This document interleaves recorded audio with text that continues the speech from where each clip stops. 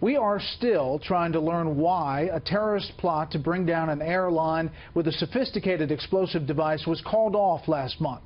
Not prevented, but aborted by the terrorists.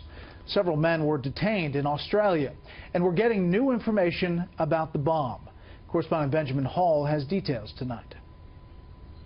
Called the most sophisticated terror plot ever tried on Australian soil, the attempt to bring down an Etihad airline in Sydney Airport last month is now known to have been planned, directed, even supplied directly by ISIS. Investigators say ISIS commanders in Syria instructed the attack, sending military-grade plastic explosives from Turkey to Australia in a commercial aircraft. Components of this IED were sent through international air cargo by the ISIL operatives through to the accused men here in Australia.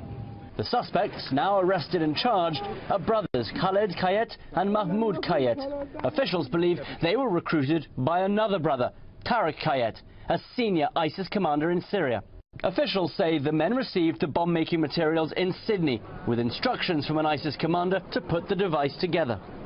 The brothers then reportedly took the bomb to the airport, but for reasons unknown, abandoned the plan before passing through security. They were arrested by Australian security services on the 29th July, following a tip-off from a foreign intelligence service. This serious breach of aviation security raises many issues, not least the fact that ISIS is still able to plot and direct attacks from inside its territory, something US officials deny.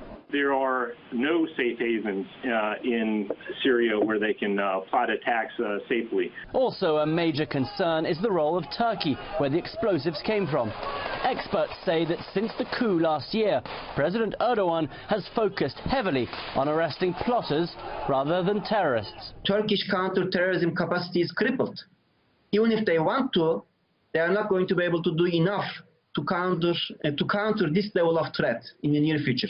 As ISIS loses on the battlefield, this latest plot could be a glimpse at the future, a virtual caliphate driven by ideology and global connections. Officials say this was a sophisticated terror supply chain and worry that if ISIS was so easily able to send bomb components to Australia, where else might they have sent them? Brett? Benjamin Hall in London. Benjamin, thank you.